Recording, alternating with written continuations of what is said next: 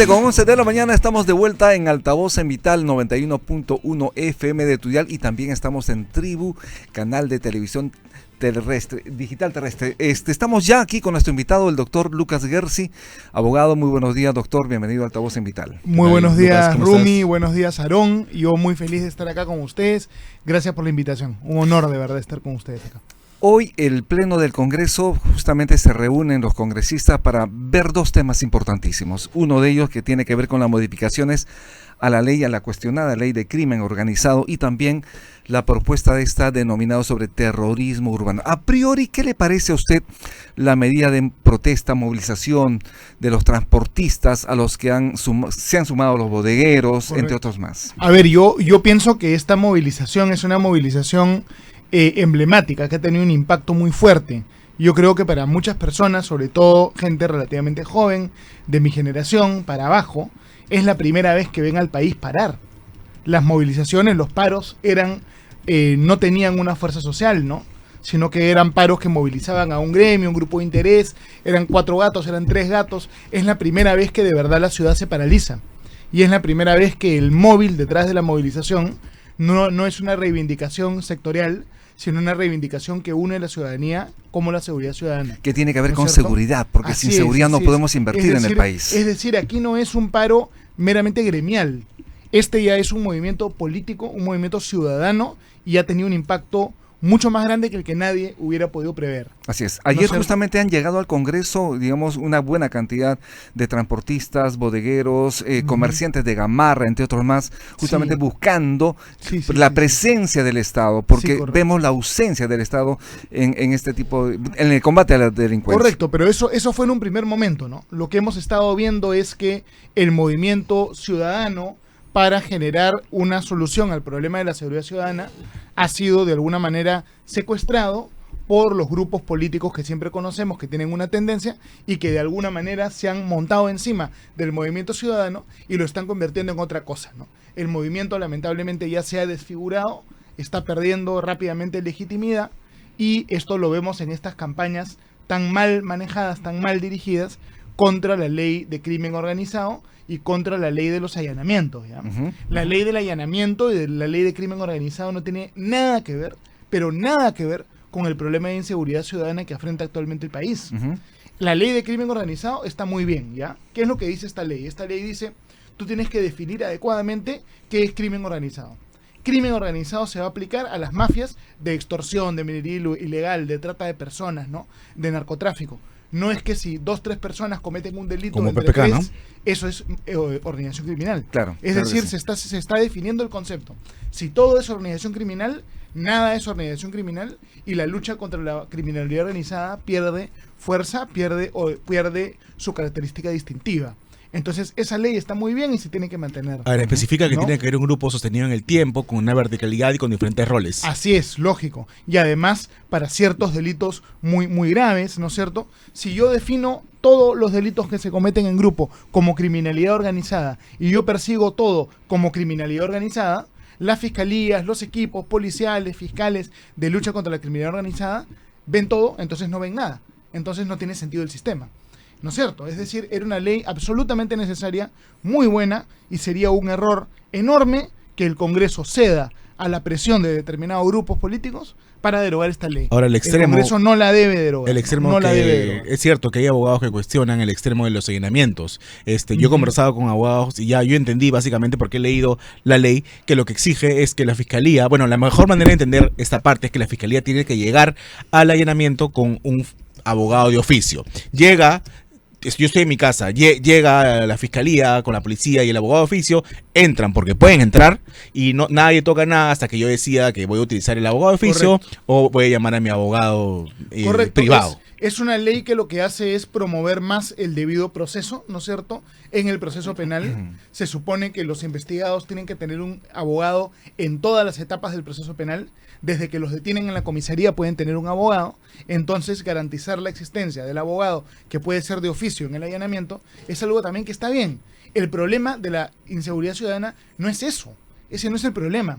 Acá están distrayendo la atención por un fin político subalterno. Pero escúchame, ¿No es cierto? Lucas, es como si por arte de magia eliminan esta ley de crimen organizado, ya va a acabar el sicareto de extorsión. Claro, Ese es el no tiene problema, nada ¿no? que ver. Ahí hay una finalidad subalterna que es utilizar la ley de crimen organizado para perseguir a estos enemigos políticos, como viene ocurriendo con Keiko Fujimori, con Pedro Pablo Kuczynski, con Ricardo Briceño y con una cantidad enorme de personas adicionales que no son miembros de una organización criminal, pero el Estado peruano los trata como si lo fueran, ¿no? Ese es el problema. ¿Por qué los representantes de los transportistas salen a decir que no acabarán con el paro si no se deroga esta norma? Porque hay operadores políticos, ¿no es cierto? Se ha revelado algunos medios su cercanía con personajes como Guillermo Bermejo, ¿no? Hay operadores políticos que utilizan esto como una, digamos, como un caballito de batalla para promover una agenda, pues escondida. Entonces, un paro con mucha legitimidad se ha venido degenerando, pervirtiendo y lamentablemente va a perder fuerza en los próximos días. Una movilización ciudadana, un paro de ese tipo, ¿cómo podría lograr legitimidad? Enfocándose en el problema que motiva el paro. No tiene nada que ver la ley de crimen organizado, no tiene nada que ver la ley de los allanamientos. Más bien acá el problema es, número uno, ¿no? ¿Cómo lo veo yo? El problema es, número uno, el sistema penitenciario, uno de los sistemas penitenciarios más sobrepoblados del mundo. Más de 200% de ocupación en las cárceles. El Estado, por decreto de urgencia, debería construir más cárceles, 2, 3 cárceles más grandes. Luego, debería haber unidades no especializadas, mucho más ágiles, unidades de urgencia de repente de la Fiscalía, que tengan una capacidad de respuesta inmediata para todas las personas que son capturadas en flagrancia por extorsión, etcétera, sean sometidas a un proceso muy veloz y vayan condenados a prisión efectiva muy rápido. No se, ni siquiera se trata de aumentar la pena, ¿no? Se trata de imponer una pena corta, pero muy rápidamente y con efectividad y sin beneficios penitenciarios. Para eso se requiere una legislación especial. Claro, ¿Qué propones? ¿Qué propones en ese sentido? Sería interesante una legislación especial que permita tener un proceso de flagrancia todavía más rápido, que permita constituir unas fiscalías especiales mucho más rápidas, ¿no es cierto? Es básicamente eso, ¿no? Es un tema de articulación, yo creo, fundamentalmente con el Ministerio Público, ¿no?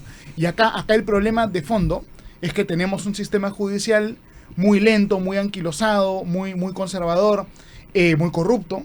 Es como una tortuga gigantesca a la cual se le escapa todo, y nosotros tenemos que tener una reforma radical del sistema de justicia. Y efectivamente, ¿no? Porque la población está exigiendo medidas drásticas, pero también celeridad, rapidez en la toma de decisiones. No se puede permitir, obviamente, que los delincuentes salgan rápidamente de las cárceles. En este caso, cuando son aprehendidos, cuando son detenidos, son liberados de inmediato por los fiscales, en algunos casos también por el sistema judicial. Pero, ¿crees tú que esta propuesta tuya podría ser bien atendida en el Congreso?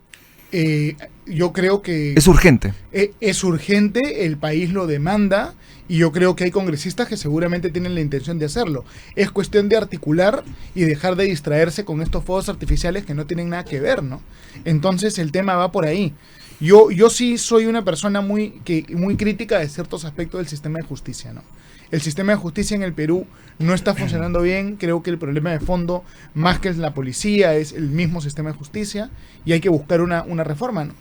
Que tiene que ser una reforma desde adentro, ¿no? Van a decir una ley más, posiblemente inoperativa.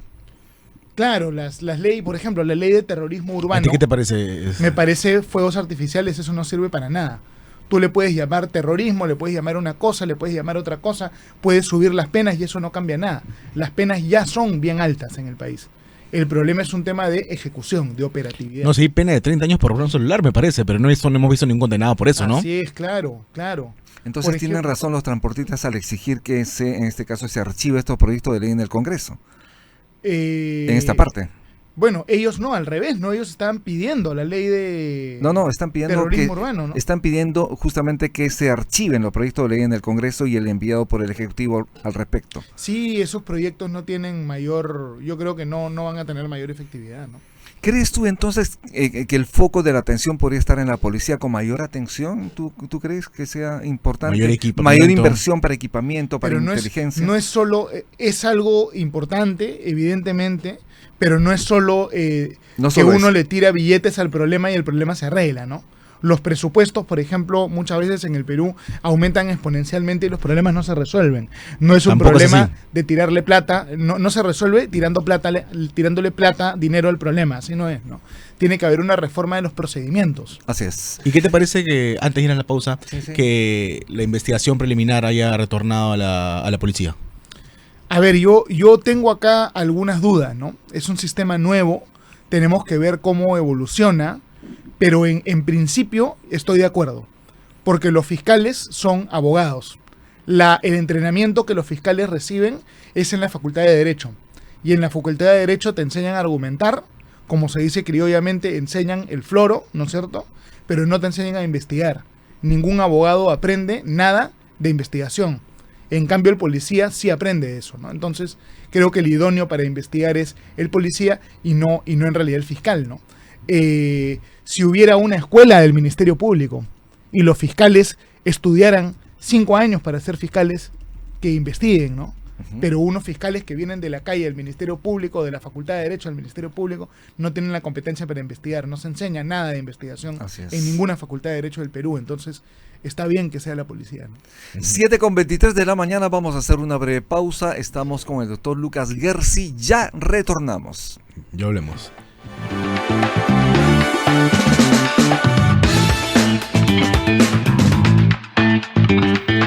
7:25 de la mañana, estamos de vuelta en Altavoz en Vital 91.1 FM y también en el canal 20 de Tribu Televisión. Aarón Salomón. Lucas, hemos visto durante la protesta que ocurrió en la víspera ya pedidos desquiciados, como que Pedro Castillo salga de la cárcel, vimos a Martín Vizcarra liderando la protesta, y un aprovechamiento político que realmente me parece nefasto porque se aprovechan de un reclamo legítimo, ¿no? Que es que no exista más inseguridad ciudadana. Correcto. Bueno, hay gente en el lado de la izquierda que son operadores políticos expertos. Ellos conocen las tácticas de desestabilización, no son personas improvisadas, sino que tienen doctrina política, formación política, y saben cómo hacer pues un movimiento para presionar al gobierno, ¿no? Y es lo que estamos viendo, ¿Cómo ¿no? combatiría la izquierda? Bueno, hablemos de la izquierda caviar, ¿ya? Porque son los que son más presentes en redes sociales y eso. ¿Cómo combatiría la izquierda caviar a la delincuencia? Policías yo he puesto modo de mofa, policías con mandiles rosados y pistolas de agua, talleres a criminales para que dejen de delinquir, subsidios a extorsionadores porque son víctimas de la sociedad que los obliga a robar, a delinquir, como dice la presidenta. ¿Cómo haría? A ver, digamos, tradicionalmente la izquierda ha sido un poco tibia frente a la criminalidad, ¿ya? Y esto tiene obviamente una base lógica, ¿no? Si a la izquierda no le gusta el derecho de propiedad, si la izquierda quiere igualdad social, y si cree que la riqueza privada es explotación, entonces obviamente el izquierdista simpatiza un poquito con el ladrón, ¿no? Y esto tiene una historia muy antigua. De hecho, en la época de la Unión Soviética, cuando habían prisioneros, los ladrones tenían la jerarquía más alta, ¿no? Y los prisioneros políticos eran más bien la jerarquía más baja. Es decir, siempre la izquierda ha sido un poquito tibia frente a los ladrones, rateros, porque a la izquierda en el fondo no le gusta el derecho de propiedad, ¿no? Pero, es el análisis histórico, ¿no? Pero el socialismo del siglo XXI, por ejemplo, reflejado, el que se aplica en Venezuela, utiliza la fuerza del orden como un aparato represivo. Claro, pero no contra los rateros, ladrones y Claro, delincuentes, sino contra el mismo pueblo. más bien los delincuentes se vuelven auxiliares del Estado en contra del pueblo, ¿no? El socialismo del siglo XXI es socio de las mafias criminales, de los grupos criminales. Hasta cierto punto dirige, controla algunos grupos criminales también, ¿no? Entonces, los caviares, obviamente, ellos no tienen una política efectiva en esta materia, ¿no? De ninguna ¿Qué es lo manera, que ¿no? proponen o qué les interesa? ¿Tener una policía débil, que no actúe, que no pueda usar sus armas? Tener una que no policía pueda que batir ellos puedan delincuentes. controlar, ¿no? Pero principalmente con finalidades políticas, ¿no? Policía política, no policía a secas, ¿no? Pero a ver, digamos, tú me hablas de izquierda caviar, Aarón, ¿ya? Sí, te lo Y dije, yo quiero hacer un poco ¿Cuál es la diferencia? Si nosotros le pasamos el rayos X a la izquierda en el Perú, vamos a ver que la izquierda caviar es un sector absolutamente minoritario y me agregaría a señalar electoralmente insignificante. Pero poderoso. La izquierda caviar, mira, la izquierda caviar no es mayoría en ningún lado, ni siquiera es mayoría en Lima. La única izquierda que importa electoralmente es la izquierda extrema, antigua, estalinista de la Sierra Sur del Perú. Esa es la izquierda importante en el Perú, no la izquierda caviar en términos electorales. La izquierda caviar es una izquierda que sin tener votos tiene poder. Es una izquierda que ejerce un poder fáctico. Lo que ellos siempre le han acusado a la derecha, que ellos decían la derecha es el poder fáctico, en realidad la izquierda es el poder fáctico, ¿no? Es un poder que se ejerce a través de la burocracia, a través de los funcionarios, sobre todo en el sistema de justicia y obviamente con mucho dinero que viene del exterior, ¿no? Es un poder sutil. ¿Qué es un caviar? Que no es democrático, sino más bien un poder fáctico, ¿no? ¿Qué es un caviar para que la audiencia entienda? A ver, digamos, yo creo que el caviarismo es un ramal de la izquierda que pretende ser una izquierda democrática, ¿no? Pretende ser democrática, pero detrás de una máscara democrática encontramos un autoritarismo un poquito más escondido, ¿no? Y que tiene un doble rasero. Para mis poquito amigos más todo, sutil, ¿no? y para mis enemigos la ley. Un poquito más sutil. Finalmente es eso, ¿no? Es la izquierda progresista internacional, ¿no? Que a veces juega con las formas democráticas, pero otras veces, para consolidar sus objetivos políticos, no le importa deteriorar las libertades civiles, los derechos fundamentales, ¿no? Digamos, mira, en el Perú tenemos que siempre va a haber izquierda y derecha, ¿no? La gran pena que yo tengo es que la izquierda en el Perú siempre esté todavía un poco centrada en visiones antidemocráticas de la política, ¿no? Cerrar el Congreso, cerrar las instituciones, dar golpe de Estado. Necesitamos una izquierda que supere eso y juegue con buena fe el juego democrático. Y sí lo hemos tenido. En el Perú no estoy seguro, ¿no? Ojalá lo tuviese, por ejemplo. De repente sí. Frijolito. Sí, puede ser. Digamos, mira, yo creo que hay caviares rescatables, ¿ah? Yo creo que hay caviares rescatables. Y se puede conversar y tener un enlace y una discusión con ellos. Pero claro, necesitamos una izquierda más democrática, ¿no? Yo creo que ese es el gran desafío. ¿Y qué pasa con la derecha, por ejemplo? Hay quienes señalan que, por ejemplo, mucha gente de la derecha está muy vinculada, digamos, a grandes empresas defendiendo intereses de grandes empresas y que se olvidan del pueblo. ¿Qué puede decir esto? A ver, las grandes empresas en todos los países de tercer mundo siempre se han caracterizado en muchas ocasiones por el mercantilismo, ¿no? Entonces, en los países de tercer mundo, a veces las empresas no compiten en el libre mercado, sino que compiten a través del Estado. Mercantilistas. Buscando, claro, eso se da en el Perú y eso todo liberal y toda persona creyente en el Estado de Derecho lo tiene que combatir, por supuesto, eso es absolutamente claro.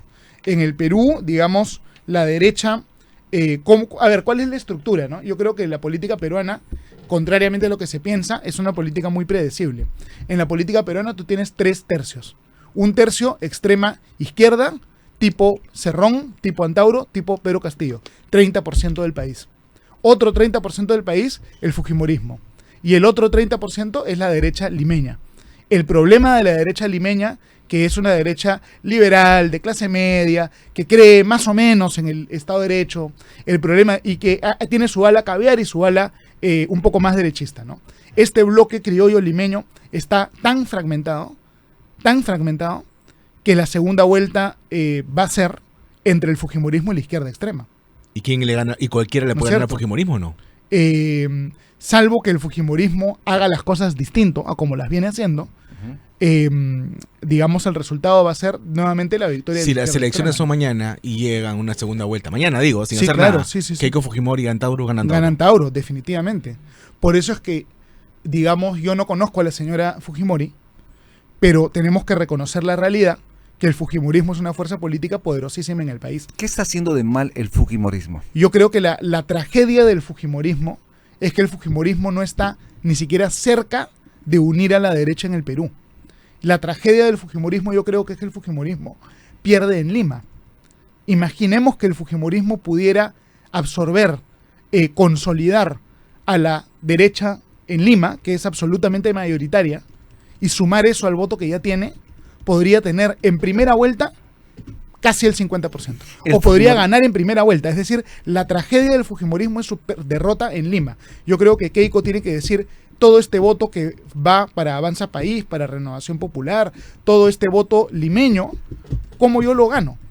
La tragedia del fujimorismo es que no unifica a la derecha, sino que más bien antagoniza a la derecha, siendo de derecha, y la divide. Lucas Keiko García. debería conquistar Lima. Esa es mi visión. ¿No? Lucas García, en todo caso, el fujimorismo le hizo mucho daño a la derecha y con ello también mucho daño al país. El fujimorismo tiene virtudes y defectos, ¿no? Las virtudes que tiene es la destrucción, creo yo, del régimen estatista que provino del gobierno militar, la construcción, aunque suene paradójico para la gente de izquierda, de la institucionalidad y el Estado de Derecho en el Perú, la creación de instituciones viables, Banco Central de Reserva Independiente, Indecopi, digamos, el país medianamente viable que tenemos hoy en día es creación del gobierno de Alberto Fujimori. Hay que ser absolutamente claros en eso. El gran defecto del fujimorismo, yo creo, fue obviamente la tentación autoritaria, de un lado, y yo creo que Keiko Fujimori cometió errores, ¿no? Yo creo que fue un error histórico de parte de Keiko Fujimori promover la vacancia de Pedro Pablo Kuczynski, ¿no? Ella, teniendo mayoría en el Congreso, tenía una responsabilidad, un deber de gobernar, y no gobernó, ¿no es cierto? Sino más bien, yo creo que polarizó, y eso muchos peruanos no se lo perdonan todavía. Desde ese momento, bueno, antes de ese momento, no se hablaba con tanta ligereza de vacancia, ¿no? Ahora, No, por quítame esta paja, No. va a casa un presidente, ¿no? fue un poquito abrir una caja de Pandora y fue un error histórico, ¿no? Un error muy, muy, muy grande. Yo creo que a Keiko yo creo que sería muy bien visto por los peruanos una reflexión crítica sobre eso, ¿no? Y que no postule. No, eso es, ahí ya le estás pidiendo pues peras al olmo, ¿no? Keiko Fujimori yo creo que va a postular, yo creo que no hay nadie que pueda tomar su lugar en su partido y tenemos que reconocer la realidad, yo creo que va a postular. ¿Qué te parece mi reflexión? Keiko Fujimori llega a segunda vuelta gracias a Alberto Fujimori, pero pierde en segunda vuelta por Keiko Fujimori. Es una interpretación, digamos, posible. Pero a ver, mira, a mucha gente no le gusta el fujimorismo, así como a mucha gente no le gusta la izquierda. Pero el fujimorismo y la izquierda son parte de la realidad. El fujimorismo es una realidad. Y si nosotros queremos construir Estado de Derecho en el Perú, tenemos que reconocer al fujimorismo y trabajar con el fujimorismo. Entonces, Lucas, es imposible tú estás no en contra, reconocer esa realidad. estás en contra de las leyes que se quieren aprobar para prohibir, por ejemplo, que Antauro Humala postule a la presidencia. A ver, más que leyes, lo que está en trámite es un proceso judicial, ¿ya? Para eliminar su hay un partido. proceso judicial para eliminar su partido y ni siquiera queda claro que Antauro vaya a postular por ese partido, ¿ah?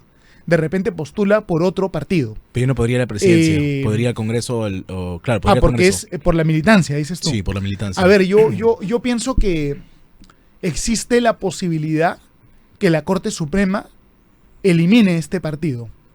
Y si eso ocurre, yo creo que Antauro podría organizar una medida violenta análoga al andahuaylazo o análoga a lo que vivimos en los primeros meses del año 2023. O sea, hay que prepararnos para esa situación de cuasi insurgencia que puede venir, ¿no? Yo creo que es muy peligroso a un candidato como este intentar ganarle en mesa. Yo creo que históricamente cuando se ha intentado hacer eso ha salido al revés. Yo creo que se debería más bien ganarle en la cancha, ¿no? Es peligroso esto de ganarle en mesa. ¿Te refieres a que es peligroso que el Congreso apruebe una ley que evite, por ejemplo, que extorsionadores, que homicidas, que asesinos postulen? Sí, a ver, mira, el Tribunal Constitucional en una sentencia ya dijo que sí, está recuerdo. prohibido que tú a la gente que comete delitos le impidas postular a cargos de elección. En ese momento un terrorista Inclusive, puede postular, ¿no? antiguamente los condenados a terrorismo no podían ser candidatos, hoy día sí pueden si es que pagan su reparación civil. Entonces, si un terrorista puede ser candidato, un asesino también, pues, ¿no? Y un secuestrador también. Y todos ¿Pero los por qué delincuentes encarcelados. podrían serlo?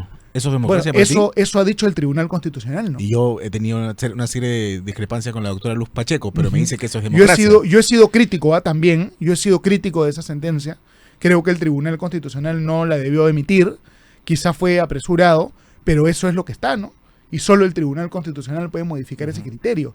Entonces yo creo que estamos un poco imaginando, yo creo que Antauro sí va a ser candidato al final. Sí. Sí. De otro lado, Lucas Gersi, como sabes perfectamente, la presidenta Dina Boluarte estaría apañando a Vladimir Cerrón y no se le captura. Ya se cumplió más de un año de presencia, en todo caso, de no captura de este señor. ¿Qué está pasando? ¿Qué crees tú que se debe hacer? Bueno, yo creo que es evidente que acá hay una complicidad, ¿no? Y Vladimir Cerrón podría fácilmente estar fuera del país, ¿no? ¿Crees tú que está fuera del país? Es posible que esté fuera del país. Y yo pienso que obviamente el Congreso está haciéndose también la vista corta de eso. Debería haber habido una interpelación muy, muy enfática del ministro del Interior. Porque esos audios evidentemente son de él, ¿o no? Claro, yo hubiera planteado inclusive una censura del Ministerio del Interior. Yo creo que esto justificaría en todo caso incluso una vacancia, inclusive, contra la presidenta. Porque es un delito, es encubrimiento personal, ¿no? Claro, es muy grave y muy obvio lo que ocurre aquí, ¿no? Pero claro, la correlación de fuerzas, yo no sé si va a permitir que haya una vacancia, pero esto es gravísimo. Y a mí no me gusta decirlo en estos términos, pero yo creo que es obvio, es claro para todo el mundo que Dina Boluarte lamentablemente va a ir de palacio a prisión, ¿no? De presidenta casi a presidiaria. Sí, lamentablemente, sí. Sí. ¿Cuáles son los cargos que ella podría afrontar por esta situación? Bueno, encubrimiento personal. Este caso. Y el tema de los Rolex, yo creo que evidentemente es un caso de corrupción y ella no ha podido explicarlo, ha dado explicaciones contradictorias que no resisten ningún análisis y por esos temas también va a tener investigaciones muy complicadas, ¿no? ¿Y sobre el caso de las personas que fueron muertas durante las protestas contra su gobierno? No, ahí el argumento yo lo veo pues más débil, ¿no? Porque no hay una prueba que ella tuvo una participación directa, ¿no? Salvo que ustedes quieran ya tomar el argumento de la autoría inmediata, cosas así, pero metodológicamente eso yo creo que es muy débil, ¿no? Claro, porque Vizcarra si no sería procesado por las muertes de 200.000 peruanos por el COVID, ¿no? Claro, todos tendrían que ir presos, ¿no? Sagasti, Castillo. Así es todo. Quería preguntarte, ¿cómo puede ser posible que este Congreso, que no exista control política, check and balance, como dice mi profesor Enrique Gersi siempre, ¿por qué un Congreso no puede fiscalizar y no puede censurar a un ministro del Interior totalmente, no me gusta la palabra delegitimado, pero que no da la talla? No, deberían, ¿no? Y mira, digamos, yo creo que es evidente que la gente de Perú Libre, en el fondo, todavía tiene un nivel de control importante en el gobierno, ¿no? Y lo que ejemplifica eso es cómo le hicieron cambiar al Estado peruano su política exterior frente al tema de Venezuela, por ejemplo, ¿no? Sacando al canciller González Olaechea, que había sido un líder a nivel de hemisferio, en realidad, el tema de Venezuela. Él coordinó toda la respuesta, ¿no? Y lo sacan, y luego se cambia la posición del Perú, es decir, todavía estamos en un gobierno, en muchos sentidos, de Perú Libre, ¿no? Solo que la izquierda de este tipo, la izquierda cubana, es especialista en aparentar, en engañar. En una reciente entrevista que me concedió Alejandro Muñante, él señaló que estábamos en un gobierno de centro. ¿Tú lo ves de centro? Yo creo que es un gobierno que aparenta, que engaña, ¿no es cierto? Pero que en el fondo el control lo tiene Perú Libre. Pero también, claro, con el apoyo de Fuerza Popular y Alianza para el Progreso. En algunos temas puntuales, en el Congreso, ¿no es cierto? En todo caso, aliados incidentales, podríamos Pero decir. ¿por qué podría ser aliado del ministro del Interior, Santibáñez, por ejemplo? No, porque acá la que manda es la presidenta. La presidenta sabemos de dónde viene, ¿no? No, pero el Congreso, ¿por qué no la censuraría? No censuraría a este ministro. Por miedo a precipitar una crisis, por miedo a tener que nombrar de repente un presidente de transición. Por este rollo de la inestabilidad. Claro, es simplemente aversión al riesgo y a la crisis, y ya no tienen estómago para eso, quieren estar tranquilos en su curul, ¿no? Y no desatar una crisis. Lo peor sería en ese momento un adelanto de elecciones.